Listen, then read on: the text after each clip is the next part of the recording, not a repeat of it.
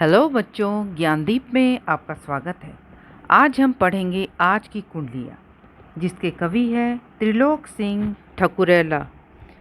तो चलिए कवि परिचय जान लेते हैं।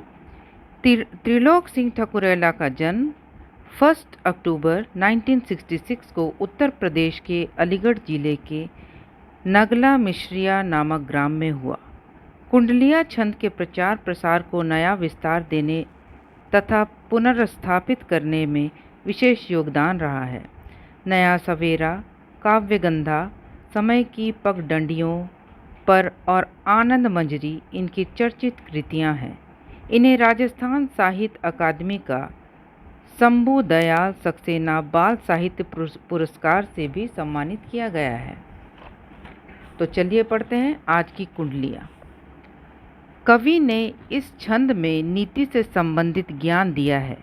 नीति संबंधी यानी व्यवहार, बिहेवियर। मनुष्य का व्यवहार दूसरों के प्रति कैसा होना चाहिए, मीठी वाणी बोलने से, प्रेम सभी से रखने से, हमेशा हंसते रहने के क्या लाभ होते हैं, उसे बताया गया है। तो आइए पढ़ते हैं आज की कुंडलियाँ। सोना तपता आग में और निखरता रूप, कभी न रुकते साहसी, छाया हो या धूप। छाया हो या धूप बहुत सी बाधा आए, कभी न बने अधीर, नहीं मन में घबराए। ठकुरैला कवि राय, दुखों से कभी न रोना, निखरे सहकर कष्ट आदमी हो या सोना। तो चलिए इसका भावार्थ जानते हैं।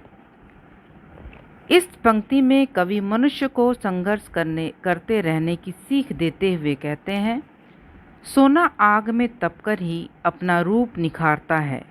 यानी सोने को जब तक आग में ना तपाओ वो अधूरा है, वो चमकता नहीं। उसी प्रकार व्यक्ति जब तक जीवन में कष्ट नहीं सहता वह मजबूत नहीं होता। जो साहसी होते हैं उसके जीवन में कितनी भी बाधाएं, रुकावटें क्यों ना आ जाए, वे इन बाधाओं से घबराते नहीं हैं। वे इनका डट कर मुकाबला करते हैं और आगे बढ़ जाते हैं। कवि कहते हैं, वही व्यक्ति सफलता पाता है जो दुखों और कष्टों को सहता हुआ आगे बढ़ जाता है। जिस प्रकार सोना तपकर अपने गुण को, अपनी अच्छाई को निखारता है, उसी प्रकार मनुष्य तपकर अपने जीवन को निखारता है। दूसरा पंक्ति में आते हैं, होता है मुश्किल वही जिसे कठिन ले मान, करे अगर अभ्यास तो सब कुछ है आसान। सब कुछ है आसान बहे पत्थर से पानी, कोशिश करता मूठ और बन जाता ज्ञानी। मूठ यानी मूर्ख। ठकुरैला कवि राय, सहज पड़ जाता तोता, कुछ भी नहीं अगम्य पहुँच में सब कुछ होता। अगम्य यानी जहाँ पहुँचा नहीं जा सके। तो चलिए इस पंक्ति का भावार्थ जानते हैं। इस पंक्ति में कवि अभ्यास का महत्व बताते हुए कहते हैं, जीवन में कोई भी काम मुश्किल और नामुमकिन नहीं है। यदि हम किसी भी काम को कठिन मान लेते हैं तो वो कठिन हो जाता है, और यदि आसान तो आसान। यदि हम अभ्यास करते हैं तो सब हो जाता है आसान। सब हो जाता है आसान। मुमकिन चाहे तो पत्थर से भी पानी निकाल सकते हैं। यानी कठिन कार्य भी आसान हो जाता है।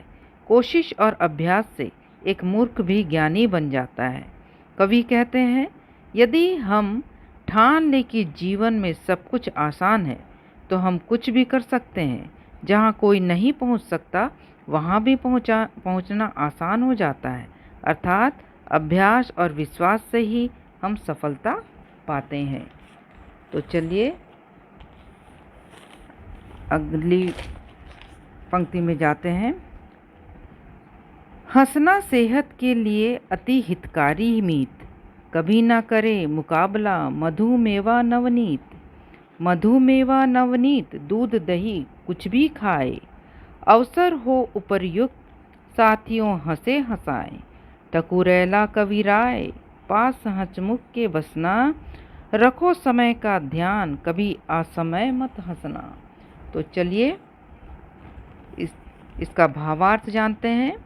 इस पंक्ति में कवि हंसी के महत्व को बताते हुए कहते हैं, हंसना सेहत के लिए बहुत लाभदायक होता है। कवि कहते हैं, हंसना एक ऐसी दवा है जिसका मुकाबला मधु, मेवा, मक्खन, दूध, दही कोई भी नहीं कर सकता। इसीलिए जब भी अवसर मिले आप अपने दोस्तों के साथ हंसते हंसाते रहिए। कवि कहते हैं, हंसमुख व्यक्ति का साथ हर कोई चाहता है, परंतु हमें हमेशा समय का ध्यान रखना चाहिए और असमय कभी हंसना नहीं चाहिए। तो चलिए नेक्स्ट पंक्ति में चलते हैं।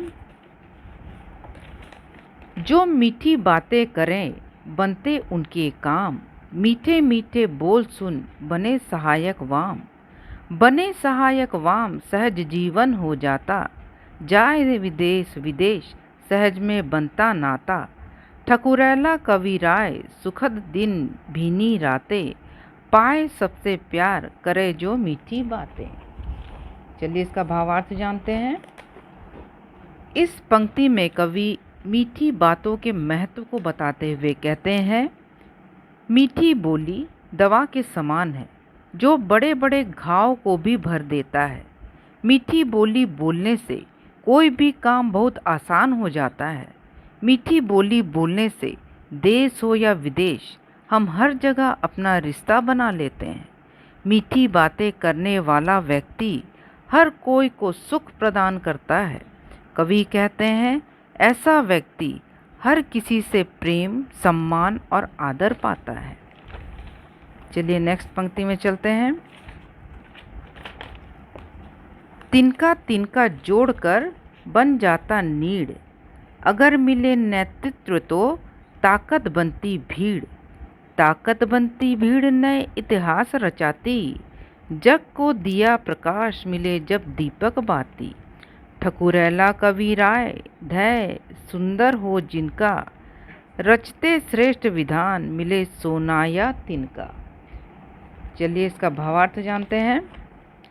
इस पंक्ति में एकता के महत्व को बताते हुए कवि कहते हैं, जिस प्रकार तिनका तिनका जोड़कर घोंसला बनता है, उसी प्रकार नेतृत्व करने वाला यदि योग्य है तो भीड़ भी उसका साथ देकर उसे पीछे चल पड़ती है और उसकी ताकत बन एक नया इतिहास रचती है। यानी एकता में ताकत होती है।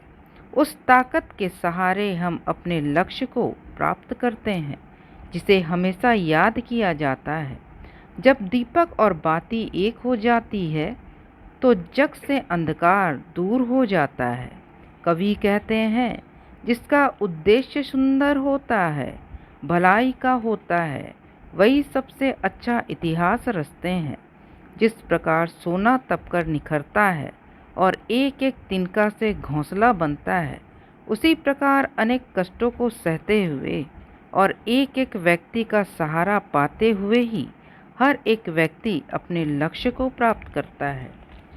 तो इसी के साथ आज की कुंडलियाँ यही समाप्त होती है और क्वेश्चन आंसर के साथ हम फिर आपसे मिलेंगे। इस वीडियो को लाइक करें और अपने दोस्तों के साथ शेयर करें, चैनल को सब्सक्राइब करें और बेल आइकन को दबाएं, जिससे मैं जब भी नया वीडियो डालूं आपको नोटिफिकेशन मिल जाए। Thank you.